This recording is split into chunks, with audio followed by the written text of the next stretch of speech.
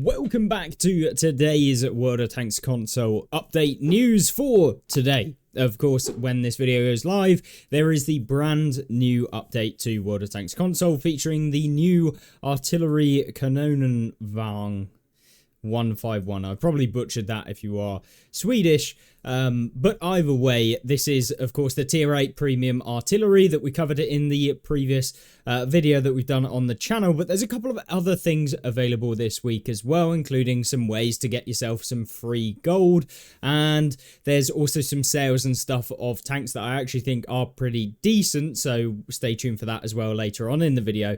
But of course, this new artillery, it is a 155mm 3-shot auto-loading artillery that has a 10-second inch-clip reload, so once it fires one, it has to wait 20 seconds to fire all three, dealing a total of 2,790 damage in those 20 seconds. However, unlike some of the other artillery pieces, this only gets one shell, so you're not able to actually load premium rounds with this thing. So it only has HE, which does have 86mm of penetration, I do believe. 88, sorry. So it's not likely that this thing is going to be able to absolutely dominate unless it meets things that are weakly armored. At tier 8, maybe you're coming up against tier 8s that are mediums, that maybe you can pen things like the CDC.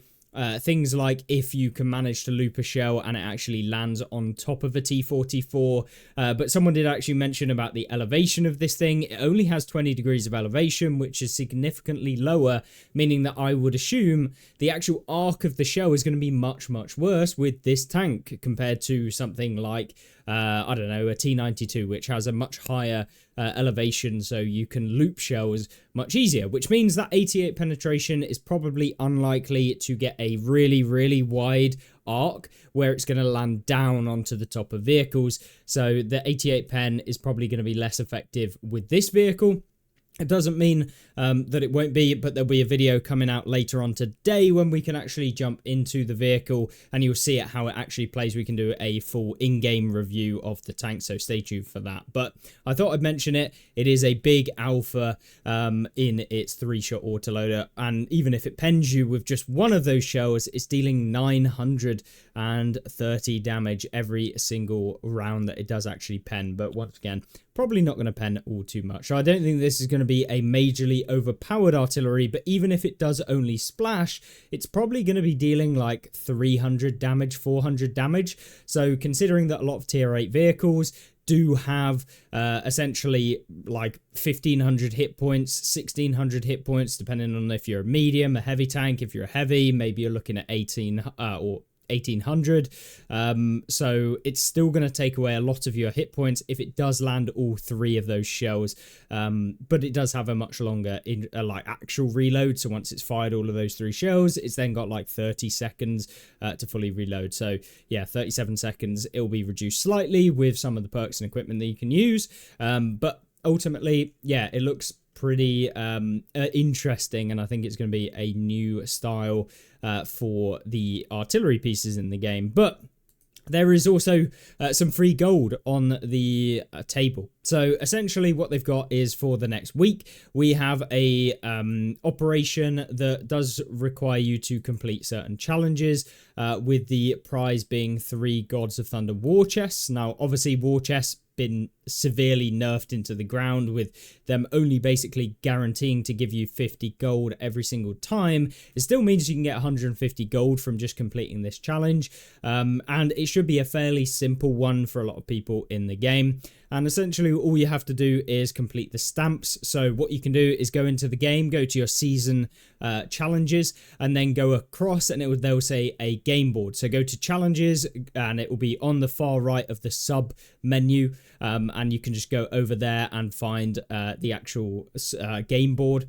And essentially, in order to get game board stamps, you have to complete the actual challenges associated with it. So when you go onto the actual tab for the game board, you'll find that you've got a specific task to complete in that day. And these can be dealing 1,500 damage using 6 different vehicles. So you have to play 6 games essentially. You've got to deal 5% of team damage by your team 6 times. So a lot of them are actually, you know, spending 6 games or maybe less in the actual games that you're playing. Some of them play 6 platoon battles. Might not be possible for you if you do not actually play with anyone. So for me, I barely ever play with anyone. So having 6 platoon battles probably never going to do that in the day, but you do get a free reroll token every single day, so you can go in and reroll it into something else. So for the one that I've got today when I logged on, it was essentially playing in 5 different vehicles, or using 4 different vehicles win a battle. So it will take me a while, but I've got plenty of time today to actually jump in. But I have to play 4 different vehicle classes, so we'll probably do artillery because we're playing the new tank, tank destroyer, medium, and maybe a light tank or something like that. But you can play any of the different classes. It's just winning a game in each of the 4 out of the 5 tank classes in the game. And then you get a game board stamp, and then you essentially have a 3x3 grid, which you can then use and unlock certain things by actually doing it. So there are 9 slots on the board, and in order to actually fully unlock each one of them, you get like columns. Each of the columns gives you a reward. So as with, you know, bingo or whatever, you get a reward when you complete the row. Now, obviously, that's not exactly like bingo, but essentially, yeah, you're just trying to complete one row in each of the different rows that you do have available. And once you've done that, you'll get a reward. So my idea would be, if you are trying to get your hands on some of the items and you don't think that you're going to complete this from the very beginning, I would recommend doing it in order of the rewards as to like the rarity of them and the value of those. So first things first is getting yourself the camo vouchers for the Dazzle. This is like a unique or a brand new thing that was introduced with this season. So you can actually get yourself some new cosmetics for the Gods of Thunder season. So the Dazzle camo vouchers, I mean, you know, who wouldn't want to just get those? I think they are going to be the more limited stuff. So yeah, for me, cosmetic, get those first. So that's row 1. And then, so that's horizontal. And then you've got obviously the columns down below. And then I would typically go with something like maybe the style points, because yet again, they're like cosmetics, and then go for the emblem vouchers. Now, depending on whether or not you want the premium account, that could quite easily swap in with any of these, but ideally, I would go with the cosmetics first. The ×8 Commander XP boosters are nice, but you're only getting 2 of them. And the 4x free XP boosters, I mean, it is not really going to give you that much free XP, like 2,000 maybe, something like that, if you're using those.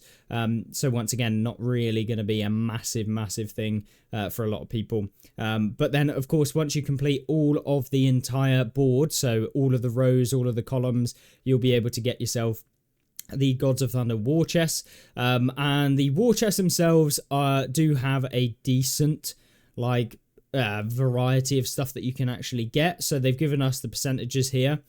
So you have the ability to get premium tanks, obviously, but these are severely nerfed into like the absolute oblivion. So like 3.6% drop rate. They used to be like 10% on a lot of the war chests. These are now 3.6%. So you have like a 10% chance on average. Well, slightly more, I think it is. But yeah, you've got 3 rolls of 3.6%. So it's very low chance that you are actually going to get a premium tank. So it's like 1 out of 10. But it's very unlikely that you will actually get that. But, you know, it's better than nothing. So you could potentially get a premium tank. So 1 out of 10 people who do complete the board probably going to get a premium tank. What are those premium tanks? Well, you've got the Dreadnought. These are all tier 7 and above vehicles. So they're, you know, decent premiums if you do get your hands on one. And they're actually not bad premiums in the list. So you've got the Dreadnought KV2, E25, both very powerful vehicles. E25 being very solid.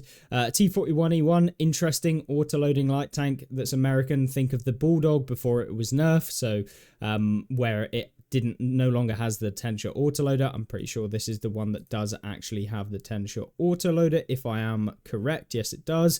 And then you've got STRV81, it's just basically Centurion, so nothing too particularly interesting. The Iraq 105, proto, so this is like the light tank with high alpha, so I mean it's interesting.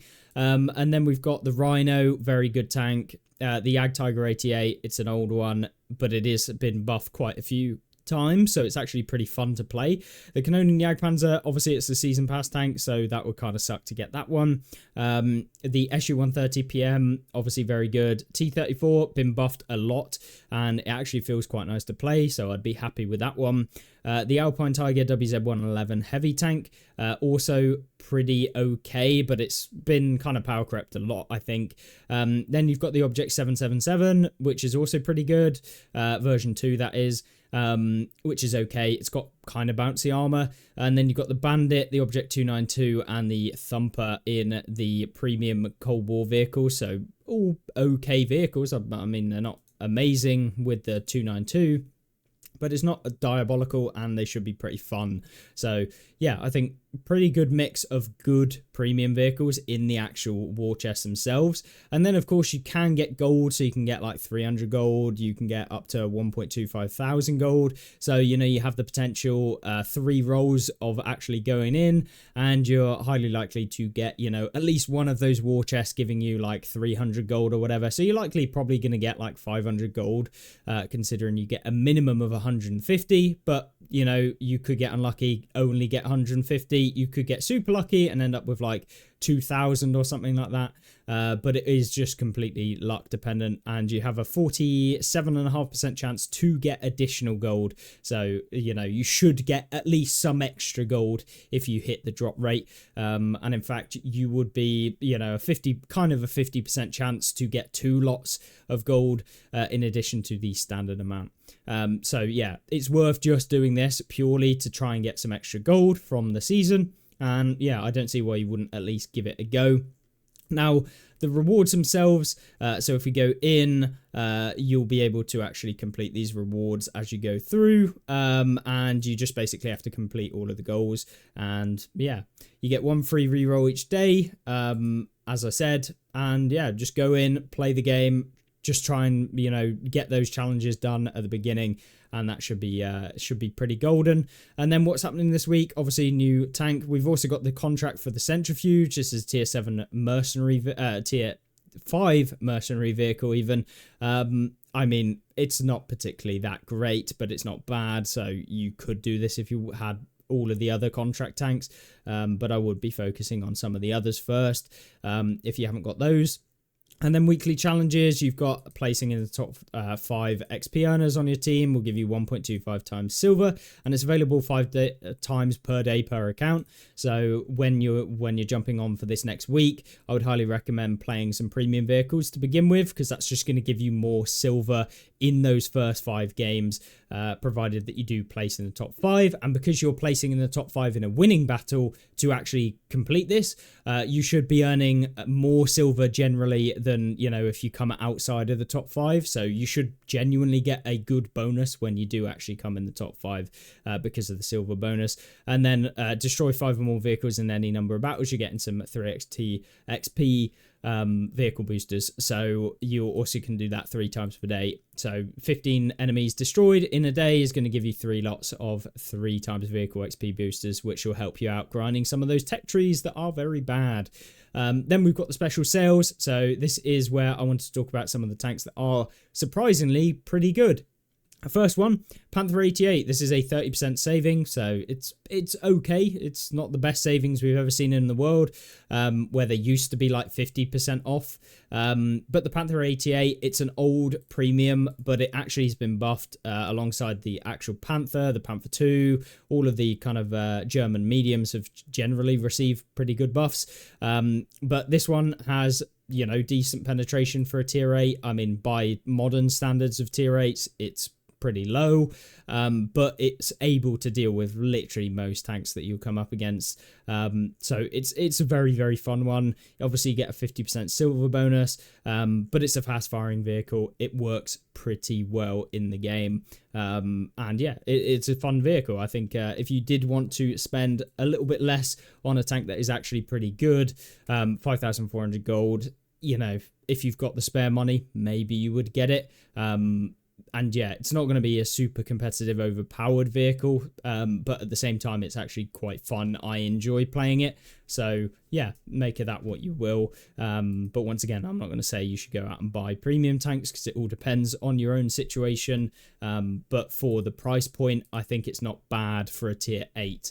When it starts getting up to like 9,000 gold, that's when I start going, is any tank worth it in the entire game? I don't think so. But yeah, 5,000 gold, it's probably about £19, so like $25, $30, probably not $30, but somewhere in that region. It's not diabolically bad. So yeah, it's just whether or not you think you're going to play and have the enjoyment out of the money that you're spending, which is pretty much how I decide whether or not I would personally spend money on them. Then we got Garage Gems. So the Icebreaker VK7501K. So I actually recently played this tank, so I have a good opinion on it with a 15% saving. Now, whilst this tank can be very good, it can also be very bad, and that really depends on the matchmaker that you come up against. If you're in a tier 8 game, it's actually pretty darn good. It's a hard-hitting heavy tank that the armor kind of actually works if you're side-scraping with this thing. However, as soon as you get into like tier 9 and 10 games, you just get penned through the front. Whether it's the upper plate or the lower plate of this thing, with premium rounds, you just get peppered straight through the front. In tier 8 games, you can obviously get penned in the lower plate. It's like any German heavy. But if you side scrape and angle, you can make it work in those tier 8s, and obviously you're going to be hitting the opponent for 490 damage back, so you can outtrade people quite easily in tier 8 games. As soon as you get into those higher tier games, it becomes a lot harder. Even things like the E75, they typically have better armor than you, and they have, you know, similar sort of damage, so you do just get danked on. And even with 263 penetration on your premium rounds, when you are fighting those higher tier heavy tanks, it is quite painful. It's also pretty slow, as you would typically expect with a more super heavy-esque playstyle where the armor actually works. What I should really say is super heavies are just tanks that supposedly actually have armor. Any other heavy doesn't actually have armor, so it's more like a slow medium, really. So yeah, hopefully that will change with some of the accuracy changes where it's not as easy to just flick on to people across the map and that sort of stuff. I think that's really important for the health of heavy tank players and to make them a bit more usable within the game. But it's still not bad.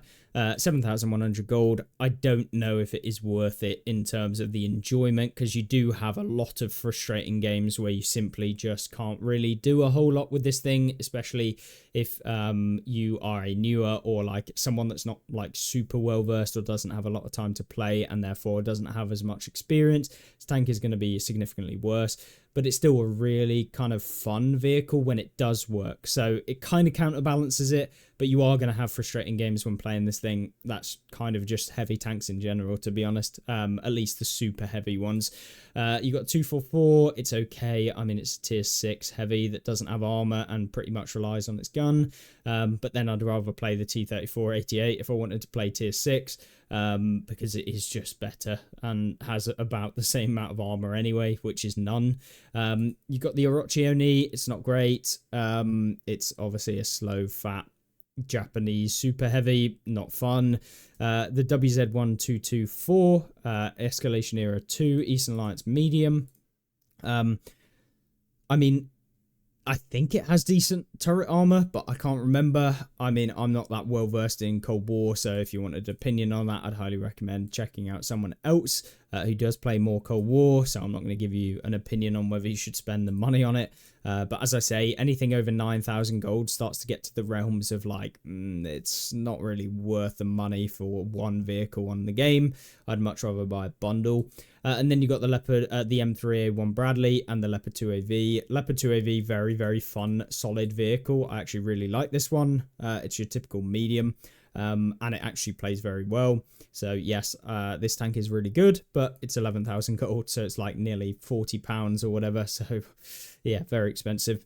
I probably wouldn't recommend it. considering you can buy a full game with much more content and enjoyable. Yeah, I don't think I'd ever recommend really spending anything more than 10,000 gold right now.